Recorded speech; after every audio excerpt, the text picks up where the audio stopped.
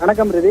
கர்நாடக மாநிலம் பெங்களூரில் diary circle என்ற இடத்தில் கடந்த 2 தினங்களுக்கு முன்பு பட்டப்பகலில் ரூபாய் 7,11,00,000 வங்கி பணம் கொள்ளையடிக்கப்பட்டது. அதாவது ஜேபி நகர் பகுதியிலிருந்து மற்றொரு பகுதிக்கு ஏடிஎம்மில் பணம் நிரப்புவதற்காக சிஎம்எஸ் என்ற தனியார் நிறுவனம் பணம் நிரப்ப கொண்டு சென்ற பணம் 7,11,00,000 முழுமையாக மர்ம நபர்கள் கொள்ளையடித்து தப்பிச்சு சென்றனர். இது சம்பந்தமாக பெங்களூர் தெற்கு பிரிவு போலீசார் மற்றும் அந்த சுற்றுப்புற பகுதி போலீசார் விழிப்புடன் செயல்பட்டு வந்தனர். இருப்பினும் கொள்ளையர்களை பிடிப்பதில் தாமதம் ஏற்பட்டது. கொள்ளை நடந்த இடத்திலிருந்து இன்னோவா காரில் தப்பிச் சென்ற கொள்ளையர்கள் அதுக்கடுத்து வசக்கோட்டை வழியாக ஆந்திர மாநிலத்தின் சித்தூர் வழியாக சென்னைக்கு சென்றனர். அடுத்தடுத்து கார்களில் இருந்து பணம் மாற்றம் செய்யப்பட்டதால் கொள்ளையர்களை பிடிப்பதில் பெரும் சிரமம் ஏற்பட்டது. கொள்ளையர்கள் கொள்ளை நடந்தபோது நடத்திய அந்த கார் நம்பரை வைத்து பார்க்கும்போது அது அனைத்தும் போலியான நம்பர் பிளேட்டுகள் என தெரிய வந்தது.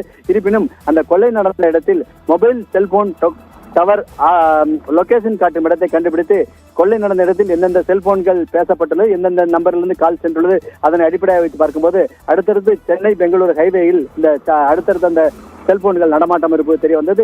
இது தொடர்பாக ஆந்திரா மற்றும் தமிழக போலீசார் உதவியுடன் தற்போது சென்னையில் ஒருவரை பிடித்துள்ளனர். அவரிடமிருந்து ரூபாய் 5 கோடி பறிமுதல் செய்யப்பட்டதாக பெங்களூர் போலீசார் தெரிவிக்கின்றனர். அது மட்டுமல்லாமல் இந்த கொள்ளை நடந்த எவ்வாறு என்பது குறித்து பார்க்கும்போது இந்த பணம் எடுத்துச் செல்லும் தனியார் நிறுவனம் சிஎம்எஸ் என்ற ஏஜென்சியில் 1 வருடம் முன்பு பணியில் இருந்தவர் அதாவது சேவியர் என்பவர். இவர் ஒரு வருடத்துக்கு முன்பே பணியிலிருந்து விலகிவிட்டார்.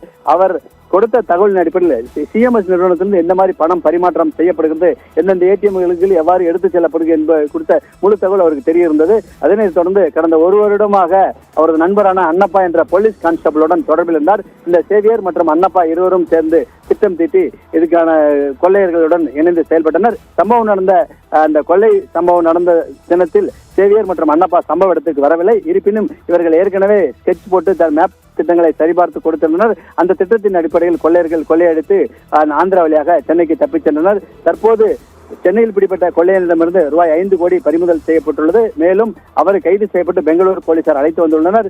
ஏற்கனவே சேவியர் மற்றும் அன்னப்பா ஆகிய இருவரும் கைது செய்யப்பட்டுள்ளனர். மூவரிடம் தொடர்ந்து விசாரணை மேற்கொண்டு வருகிறது.